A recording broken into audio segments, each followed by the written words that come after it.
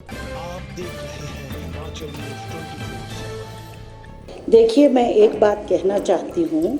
जो ये शब्द उन्होंने कहा कि राजे रजवाड़ों का समय चला गया है, मैं ये बता देना चाहती हूँ उन्हें कि वो लोकतांत्रिक तरीके से जनता के आशीर्वाद से जनता ने विश्वास व्यक्त करते हुए स्वर्गीय राजा वीरभद्र सिंह जी को 6 बार मुख्यमंत्री बनाया।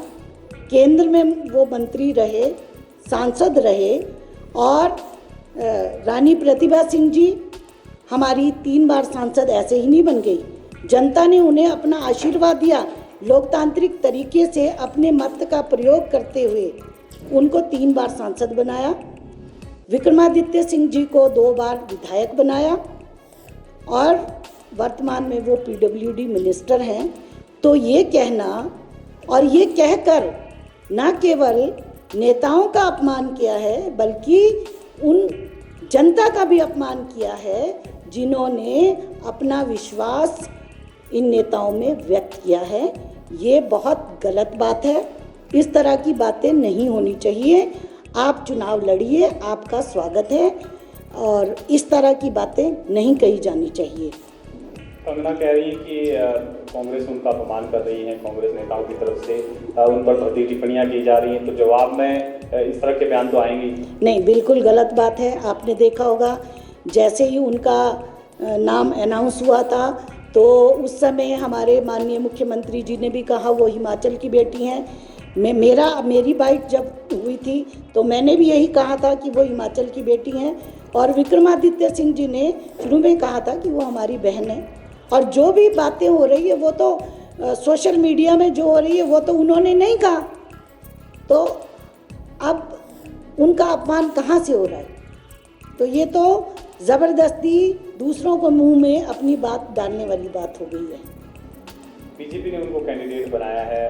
अच्छी बात है, वो भाजपा का अपना एक निर्णय है। वो अपनी तरफ से विचारों की लड़ाई लड़ेंगे और हम अपनी तरफ से विचारों की लड़ाई लड़ेंगे। इसमें क्या है? कांग्रेस पार्टी ने हमेशा मुद्दों की बात की और मुद्दों पर ही हम लोग चुनाव लड़ेंगे। वो कह रही थी कि ओपीएस मिला, 1500 मिले, तो मैं पूछना चाहती हूँ, डबल इंजन की सरकार थी, यहाँ पर भी थी और केंद्र में भी थी, डबल इंजन की सरकार थी। अभी 15 महीने जुमा हमारी सरकार को हैं। हमने 10 गारंटियाँ दी थी, 10 में से हमने 5 पूरी की। अभी 3.5 साल हमारे पास और हैं, हम उसमें उन गारंटियों को पूरा करेंगे। 1500 रुपये नहीं आए और कहते हैं कि ओपीएस दिया। मैं पूछना चाहती हूँ, 10 साल से आप सत्ता में हो, केंद्र में आपकी सरकार है, 15 लाख आए, 2 करोड़ नौकरियों का क्या हुआ? 10 साल में इनसे कुछ नहीं हुआ। हमने 15 महीने में 10 गारंटियाँ देकर 5 गारंटियों को पूरा किया।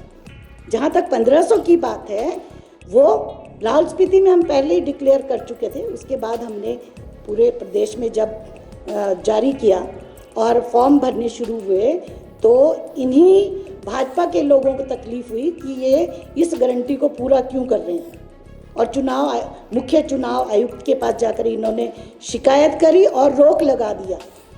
अगर ये इतने हितैषी थे तो ये नहीं जाते चुनाव आयुक्त के पास। और सबसे बड़ी बात ये कह रहे हैं कि चुनाव के समय ही क्यों किया। मैं इन्हें बता देना चाहती हूँ, हमने पूरे 5 साल पूरे नहीं किए हैं, अभी हमारे पास 3.5 साल और हैं। ये बात ये तब उठाते अगर हमने 5 साल पूरे कर दिए होते कि चुनाव के समय इन्होंने किया।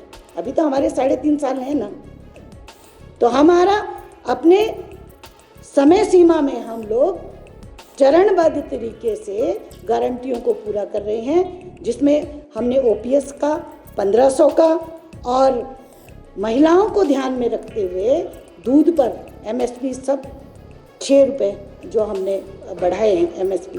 पहली बार ऐसा हुआ है क्योंकि हमारी बहुत सारी बहनें गाय पालती हैं, गाय का पालन करती हैं ताकि उनकी आर्थिक दशा जो है वो सुदृढ़ हो।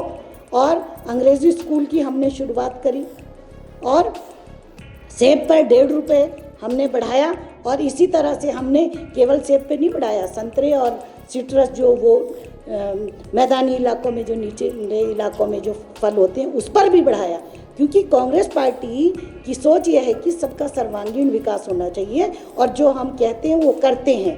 और जो हमारी 5 गारंटियां बची है उसको हम आने वाले 3.5 साल में पूरा करेंगे। आप देख रहे हैं हिमाचल न्यूज़ 24/7।